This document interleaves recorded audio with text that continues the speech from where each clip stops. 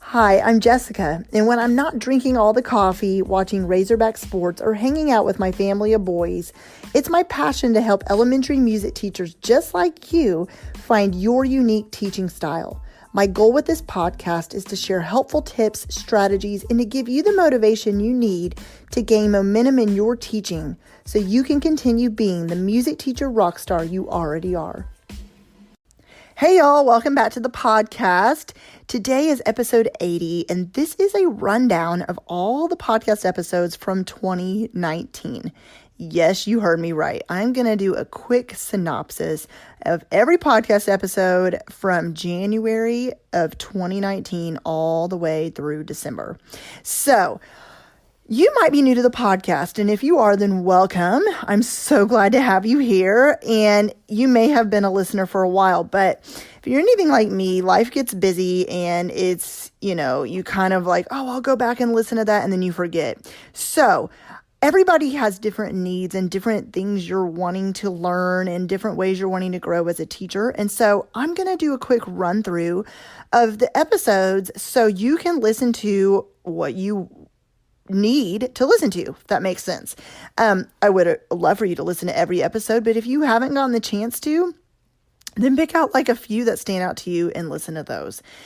When I'm recording my podcast episodes, and actually let me back up, when I'm planning the podcast episodes I want to record, whether it's with a guest or solo episodes, I intentionally plan a variety of topics, intentionally plan to have guests on intermingled with solo episodes. So there's a variety of topics that you may not be able to relate to something, but you may be able to relate to something else, if that makes sense. I feel like I've said if that makes sense a couple times now because that's my catchphrase. Anyways, so speaking of 2020, it's right around the corner. And I read online somewhere, and I can't remember where because, social media. Anyways, Barbara Walters, if you're not familiar with the show 2020, she always said, this is 2020. And so someone said she needs to be at the New York ball drop to say this is 2020. And I agree. We need to vote that in somehow. That was a totally random, bunny trail, which I like to do. But I just felt like I needed to throw that in there real quick. First of all, I want to say that if you listen to episode 30, it gives you a rundown of my top 5 podcast episodes from 2018. So that is the first thing I want to say. That was actually recorded in January, but episode was all about 2018 podcast episodes. Okay, so without further ado, let's go ahead and get started. I'm just going to go all the way back to January of 2019, and we'll just go from there. Okay, so episode 31 was called How to Get Back into the Swing of Things After Break, which is completely relevant for the new year coming up this year. As you know, as a teacher, taking a break is very necessary and very important, and you've probably done a lot of relaxing. You probably have also done a lot of running around and a lot of, combination of both. But whatever the case, even though you love your students, you love what you do, getting back into the swing of things of going back to school and getting right back into teaching after having a full 2 weeks off or whatever it is where you live is kind of tricky. And it's kind of hard to sometimes motivate yourself to go back. So episode 31 is all about that, how to get back into the swing of things after break.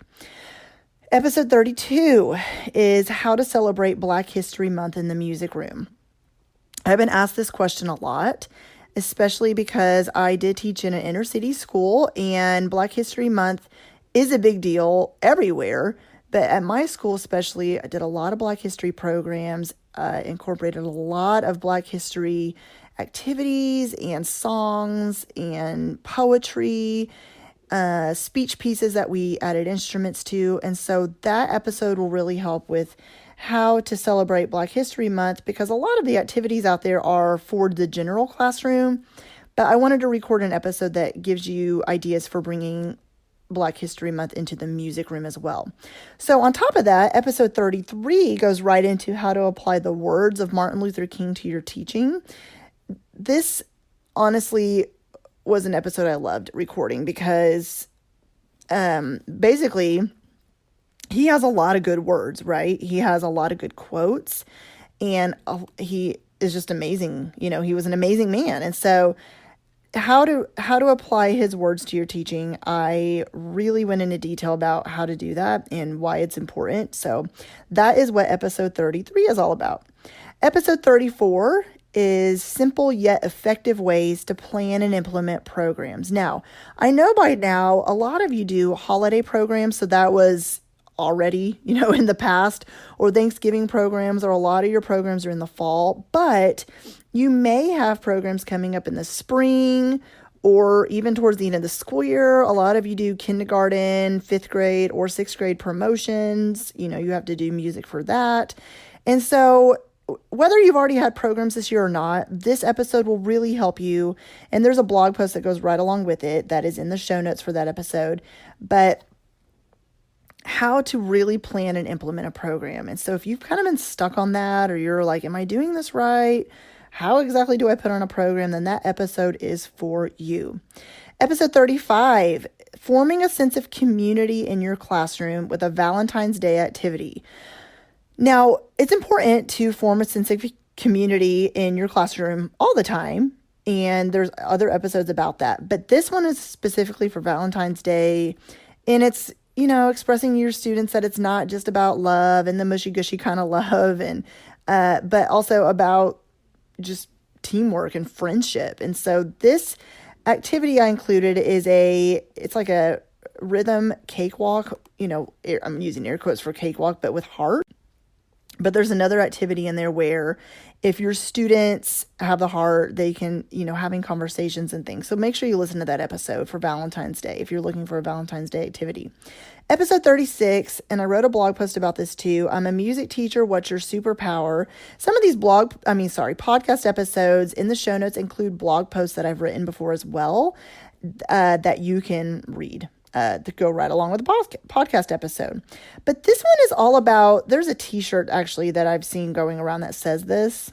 And so I thought, why not record a podcast episode about it, where you may have hard days as a music teacher, but you also get to change students' lives every day by being a music teacher. And this episode will help you express to others when they ask you, why is teaching music so important to you? Well, this gives you kind of words to say to them if you kind of have a hard time finding the words to express to others why music, is so important. And so, it's your superpower. And this episode explains why. Episode 37, how to celebrate Mardi Gras in the music room. This is just a fun one because I love thinking of those holidays that are a little more uncommon or not as popular. And so Mardi Gras is definitely one of those, and this gives you an activity to do with that. Episode 38, 4 ways to deal with music teacher burnout. Okay, we just talked about this time of year right now in December. You might be feeling the burnout. Maybe not so much right now because you're just finishing a break, but that going into the rest of the school year, burnout can start happening. Maybe you're already at that point. And so this gives you 4 ways to really deal with that burnout that is definitely real and definitely something that is normal to feel. And this episode explains to you how to really get through those feelings, how to process them so you don't stay stuck there. Episode 39 is an interview with the amazing Elisa Jansen Jones, and she talks a lot about mentorship for the elementary music teacher. And I love this episode because it's ideas that you probably have never thought of. We all know when we think of a mentor, we just think of a mentor teacher. And my story is my mentor teacher was a 3rd grade teacher. She was amazing. I loved her. I loved her friendship. I loved her as a teacher. She didn't know anything about music. So this episode really gives ideas. We have a great conversation about how you can really get mentorship as a music teacher. And some of the ideas are kind of out of the box, and they're amazing ideas. Even, simple things like getting mentorship from the teacher next door or the teacher down the hallway. So you need to definitely listen to that episode if you're feeling like you need some mentorship in your teaching life. Episode 40 was about how to advocate for music education in Music in Our Schools Month. So important. Oh my gosh. First of all, I think it's amazing that there is a Music in Our Schools month, because so many schools don't have music programs. So many schools are having their music programs cut. So I think bringing awareness to others and the community about the importance of music and why it's important is so important. So this is how to advocate. I'm not talking about just like marching around and advocating for music, but ways you can really educate others about music education and how it's important in your school and in the community. Episode 41, why you shouldn't lose the musician side of who you are. What I'm talking about is when you become a music teacher, you sometimes just stop, not for anyone's fault, just because you're busy. You stop being a musician. So this episode really dives into, for example, I am a classically trained pianist, and so I think it's so important to keep playing your instrument or singing, whether it's just for fun, whether it's in a community band, whether it is at your church, whether it is, whatever it might be, that you don't lose the musician side of who you are as a music teacher. And on the flip side of that, episode 42 goes into how to bring your musicianship into your classroom. So a lot of your students obviously know you like music because you're the music teacher, but maybe they don't know a lot about you as a musician. Maybe they're not aware of you playing an instrument so much. Maybe they don't know you're in a band. Maybe they don't know that you know how to write music. Maybe they're not aware that you've sang in a choir. Whatever it might be, this episode 42 gives you ideas for bringing musicianship into your classroom. And then episode 43 is all about testing week and what to do during state testing week in your music classroom. How many of you have been told, keep it quiet in here, it's too loud, the kids can't concentrate, do quiet activities, and you're like, well, I gotta still teach music to my kiddos. So this episode goes into detail about what exactly to do in music class during state testing week. Episode 44 is an interview with Stacey Garapi. She talks about teaching music with a limited budget and pursuing a graduate degree while being a music teacher. I love this episode because we talk a lot about her experience and also my experience with not really having a budget and how are you supposed to teach music in your classroom when you don't have a budget, when you're not really you don't have any resources, you don't have money to buy things you need for your classroom, and how you can still effectively teach music in your classroom. Episode 45, ways to use keyboards in your music classroom. Now, this episode wasn't recorded just because I'm a piano player.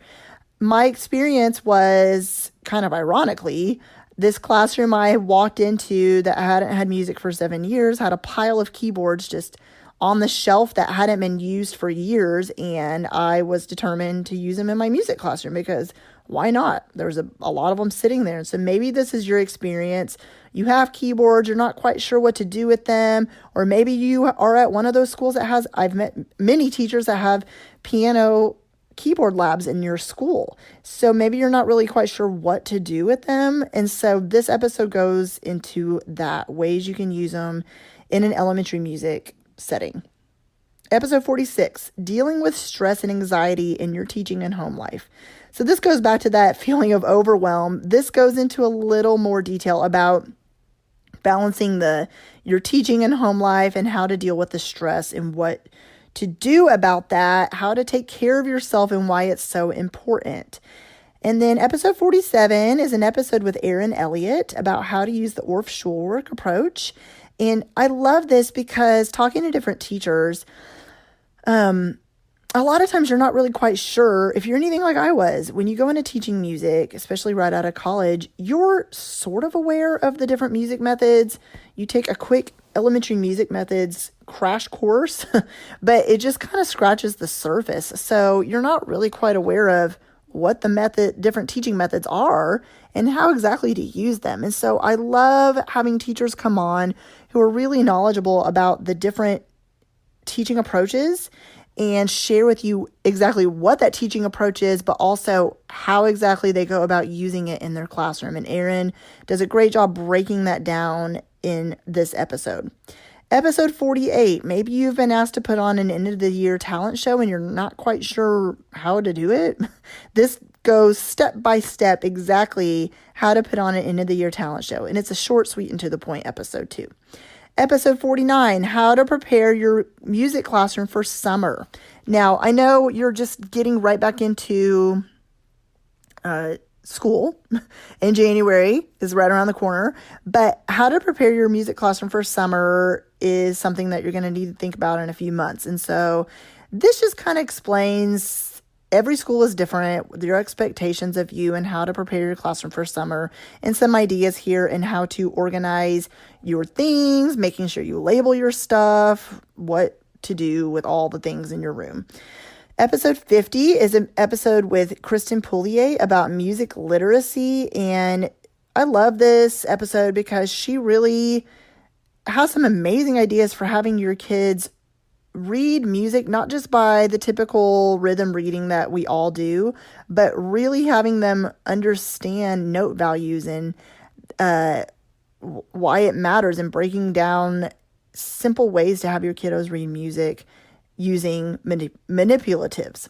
Episode 51, how to deal with the "it must be nice to get summers off" statement. Now, this is something as a music teacher, if you have not heard yet, then I'm doing some ear clapping right now for you, because not just music teachers, but teachers in general, at one point in your teaching career will hear this statement.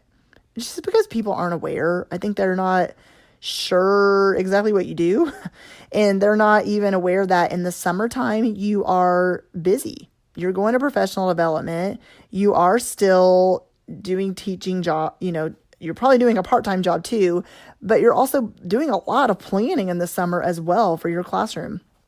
But on top of that, you also get a break because you deserve it, and because they don't understand how many hours you truly are putting in during the school year.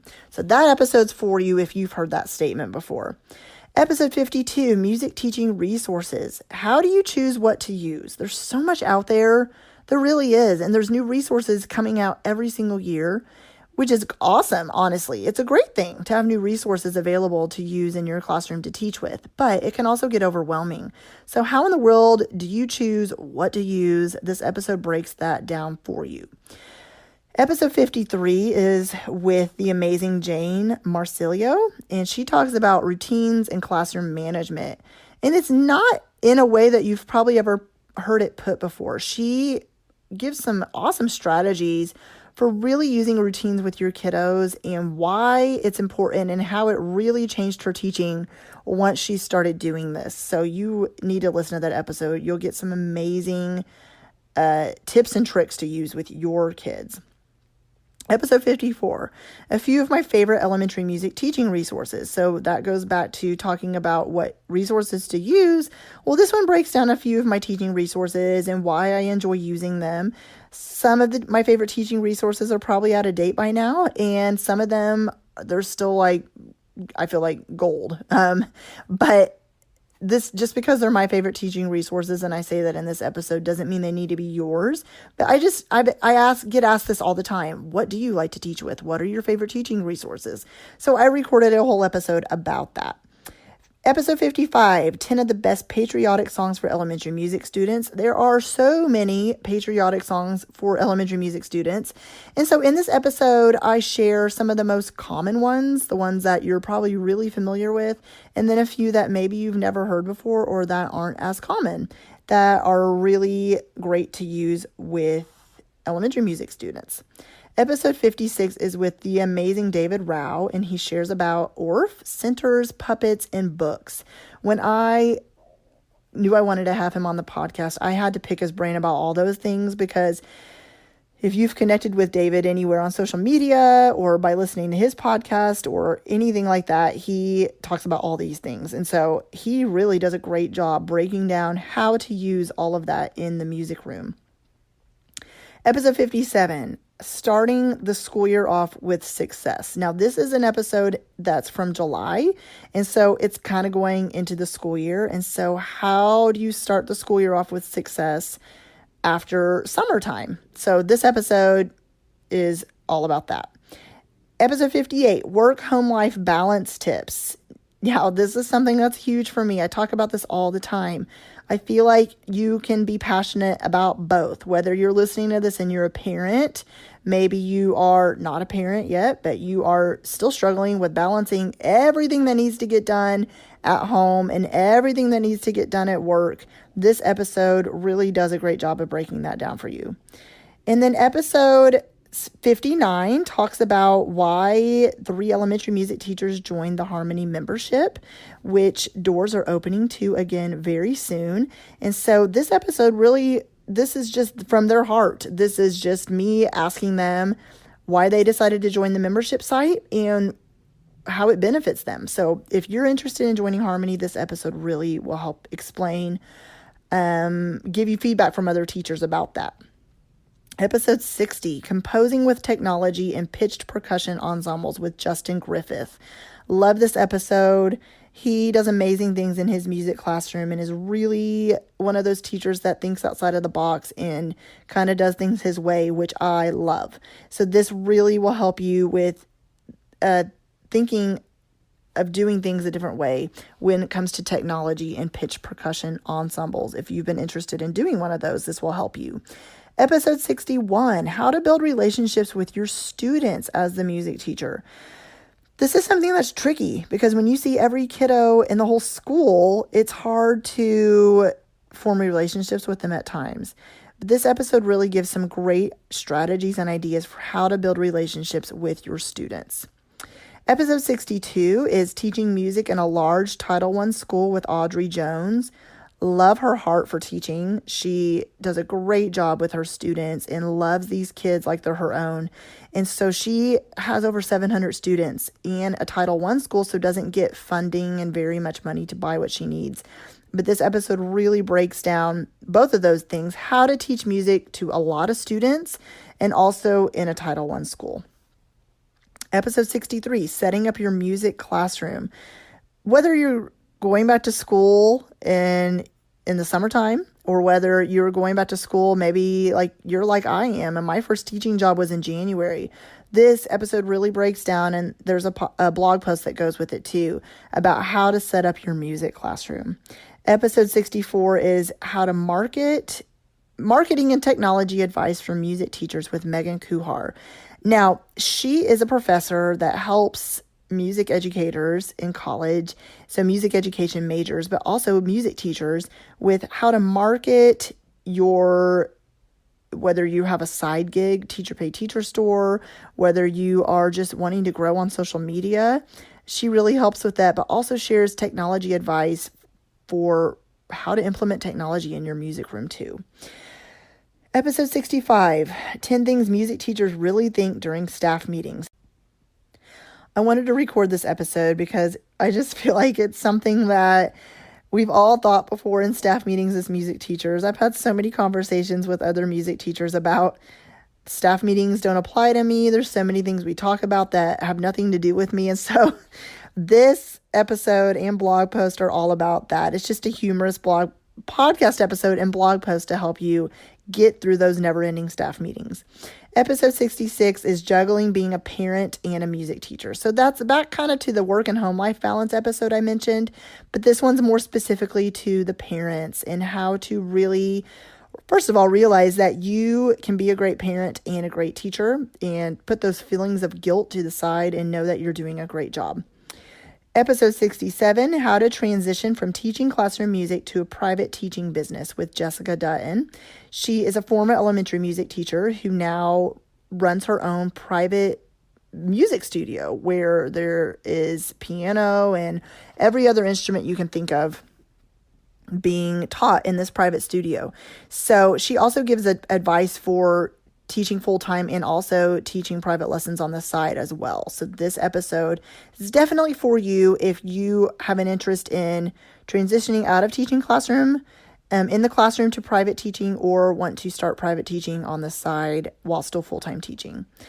Episode 68, Why Teaching Music in Year 3 is the Best. This episode I feel like is important because some of you listening to this podcast are first year or second year teachers, and you know that hopefully you're feeling by the time you get to year 2, you're feeling a little bit better. But year one is stressful. It's overwhelming. You are figuring out everything as you go, and you probably think you're the only one feeling the way you're feeling, and it's not true. Year 3 is the best year. You feel like you're a lot more confident. Stick with it, because it does get easier. And maybe you're listening to this and you're in college right now. You're about to graduate or go into student teaching. I'm not trying to scare you by saying you're going to have a terrible first year, because that's not it at all. This episode is about sticking with it, like I said, in knowing that the more you are at the same school, the easier it gets, because you get more comfortable, the students get to know you better, and you are more aware of what you're teaching. And then also, I've been asked this question too. Yes, if you switch to a new school, it does sometimes feel like you're starting over again. So year 3 at any school is usually the best year, in my opinion. Episode 69 is with Amy Fitzner, and she talks also about using the ORF approach with singing games and body percussion. I love this episode because she is so knowledgeable about what she does. She's been teaching a long time, and different singing games you can use in your music classroom and body percussion activities, which I think both of these are great, because if you are listening to this and you don't have any instruments, one thing I've said a lot is your kids all have voices and bodies, and so you can still make music. And she goes into a lot of detail about that in this episode. Episode 70 was about 4 ways to celebrate Halloween in the music room. So hang on to this episode until Halloween, and maybe jot it down until you get to that time of year, and it gives you 4 activities to do during Halloween. Episode 71. This is with Anne Molesky, and she talks about how to be a more purposeful, sequential, and joyful music teacher.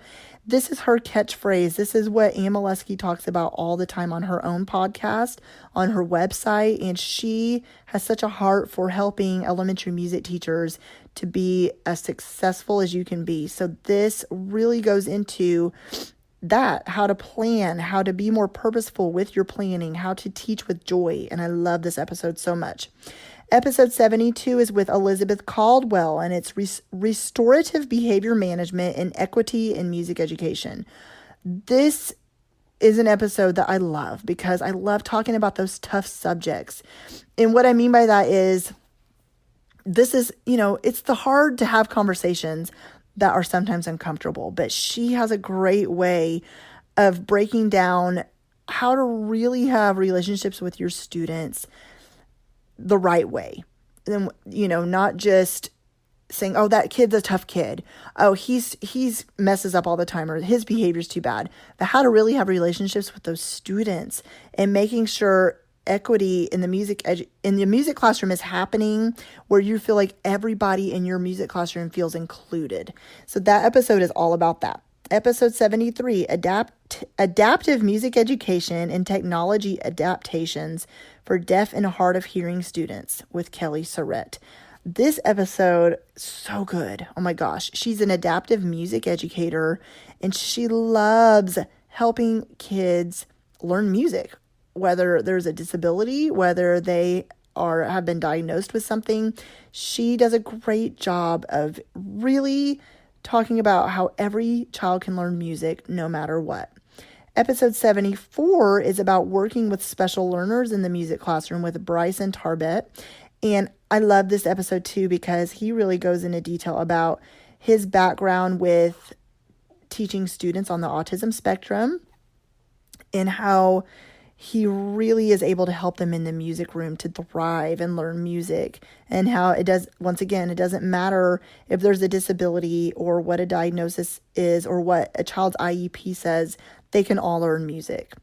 Episode 75, how your background makes you the teacher you are today. Now, this episode, I get a little bit vulnerable with you guys and talk about my background a little bit from growing up and some hard things that happened in my life, but also my background not only as a person, but as a musician, and how it helped make me the teacher I am, and how your background can also do the same. Episode 76, this episode was recorded around Thanksgiving, and talks about why I'm thankful for 3 years of the domestic musician, my blog, podcast, the resources I've created, being able to help so many different music teachers, and so what I'm thankful for. Episode 77, How to Turn Negative Parts of Teaching Music into Positive Ones with Tracy Stewart. Love this episode. She's a breath of fresh air because it's so easy to get wrapped up into the negativity at your school because there's so many things that you can focus on being negative about, whether it's one student, one teacher, a lot of students, a lot of teachers, whatever it might be, your situation in your school. She even doesn't have a classroom, and she talks about how every day is not perfect, and it's not like she's never having a rough moment or rough day, but she gives some really good pointers in how you can stay positive as a music teacher, even if it's tough. Episode 78, Ways to Beat the Holiday Stress as a Music Teacher. So this is one that was recorded just a couple weeks ago, and maybe you, like I said, just got through the holidays and you're maybe felt some stress, or maybe you're still feeling the stress. This gives you ways to beat the holiday stress. And then episode 79, Responsive Classroom and Movement in the Music Room with Matthew Stensrud. And I love this episode, because responsive classroom, like I mentioned in this episode, is usually a lot of times really aimed at the general classroom teachers, and all the trainings and books are about that. And I love how he breaks it down, how you can use the responsive classroom approach in the music room, but he also is really knowledgeable about creative movement and bringing folk dances into your music classroom, even if it's uncomfortable for you or something that's brand new.